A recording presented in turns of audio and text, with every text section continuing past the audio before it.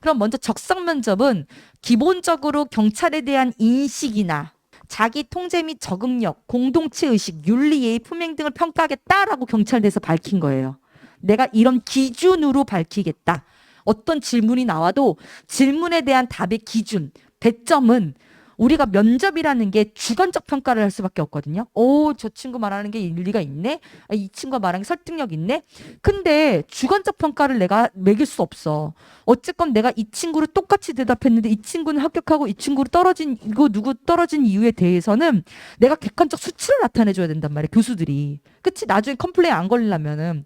그러면 내가 이 답변에 대해서 얘가 아무리 논리적이었더라도 이 답변에 대한 기준에서 벗어나게 되면 어느 학교나 똑같아요. 벗어나게 되면 마이너스가 되는 거예요. 두 번째, 창의 논리성 면접은 기본 조별 3회 내외로 입실해서 이런 문제 해결 능력 등을 평가했다라고 돼 있는데 대부분 창의적이다, 논리적이다 문제는 딜레마 문제가 많아요. 근데 이건 1대1 평가가 될지 뭐 1대3, 1대 평가가 될지 2대3 평가가 될지 모르겠지만 딜레마적인 것에서 윤리의식이 좀 보여야 되는 문제들이 많아요. 근데 그거에 대해서도 어떻게 평가 내 의견을 말할 수 있는지에 대해서 생각해야 된다는 거. 집단 토론 면접에서는 조별 5명 내로 사안에 대해 태도를 정하여 존댓할 수 있는데 토론의 진행에 자기 의사표현, 사고의 일관성, 통합 능력, 융화력 등을 평가하고 생활태도 감점제잖아요. 내가 생각할 때 이거 감점제, 태도 품행 이거 감점제랬잖아요. 여기 토론에서 감점한다는 거거든요. 사고 과정을 의논하면서 방법을 찾아가자라는 것이지 싸우자는 게 아니잖아요. 그쵸? 근데 너무 압박적으로 내가 내 주장을 말하다 보니 상대방에 대한 배려가 없거나 아니면 상대의 논리에 내가 대답을 못하거나 아니면 사회자 역할이 그거에 대한 중재를 못하거나 사실 이게 태도 품행이 제가 옷을 뭐 거꾸로 입었네 머리가 흐트러졌네 이런 게 아니라 상대에 대한 타자성에 대한 태도란 말이에요. 그쵸?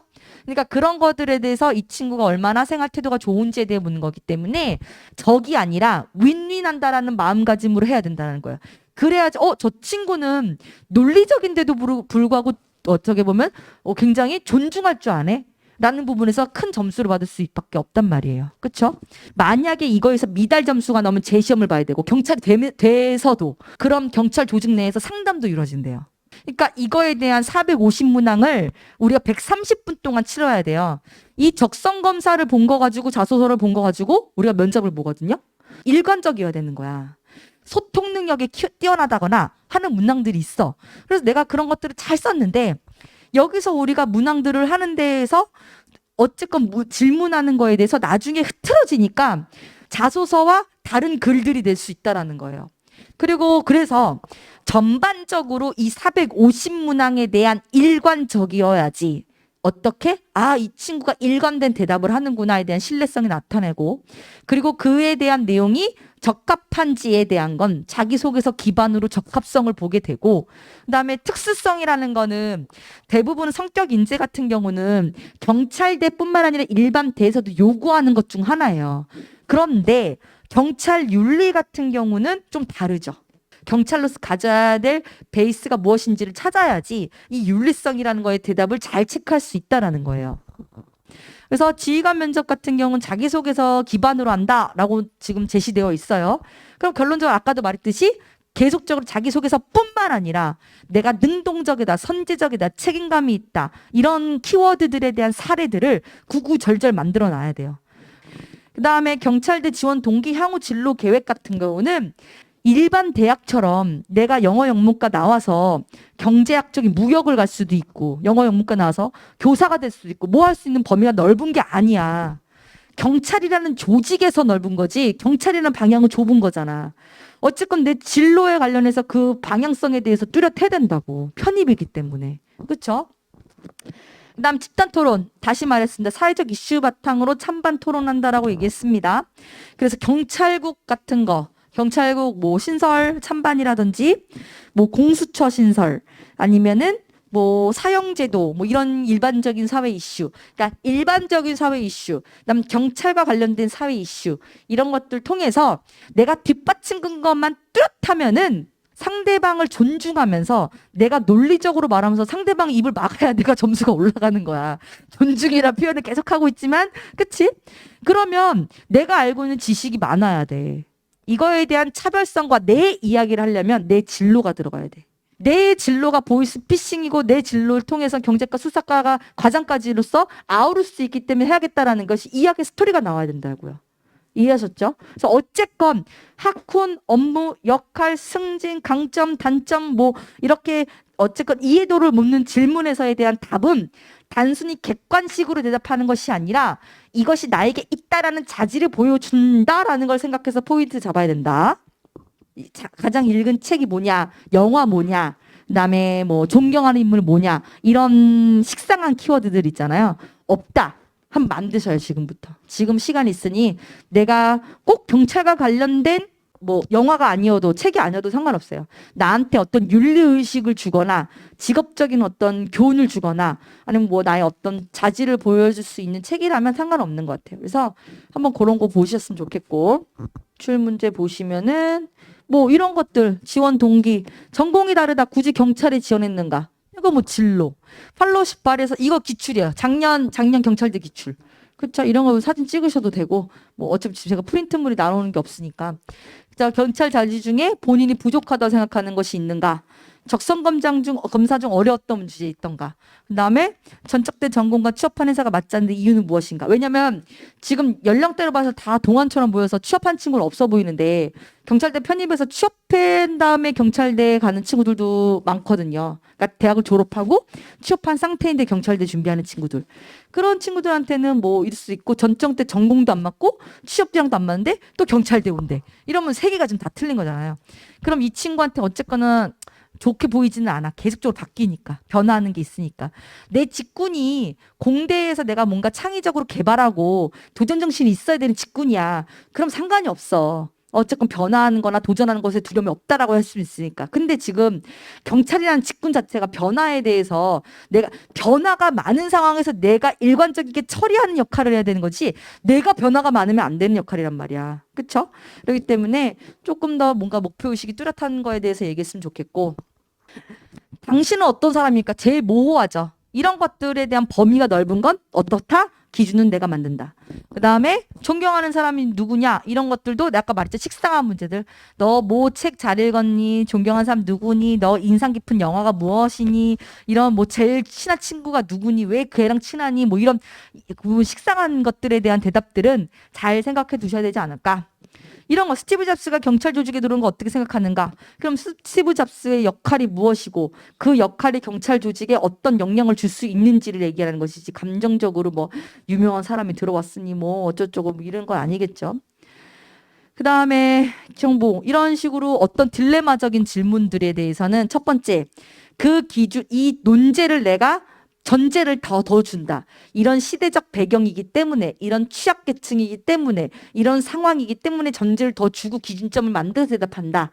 그 다음에 이런 것들에 대한 대답이 선제적이냐 능동적이냐 적극적이냐는 책임의식을 가지고 있느냐 이런 것들에 대한 연계성이 잘 드러나 있느냐를 본다라는 것이고 그 다음에 기출 요거는 먼저 면접장 들어가기 전에 조장 정한대요. 조장 뽑고 뽑기로 주제를 정하기도 하고 근데 내가 볼 때는 본인 아무도 안 한다 그러면 뽑기로 정하지 않을까? 어쨌건 복불복으로 내가 조장이나 아니면 사회자가 될 수 있다라는 거야. 그렇죠?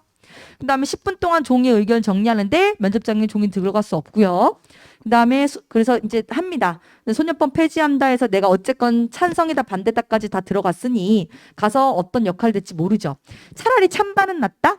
근데 이거야 사회자. 사회자는 중재하는 거예요. 대부분 너희들이 아는 사회자는 네 찬성 말하십시오. 반대 말하십시오가 아니야. 사회자는 뭐냐면 찬성이 말하는 것 내가 만약에 요약을 잘해.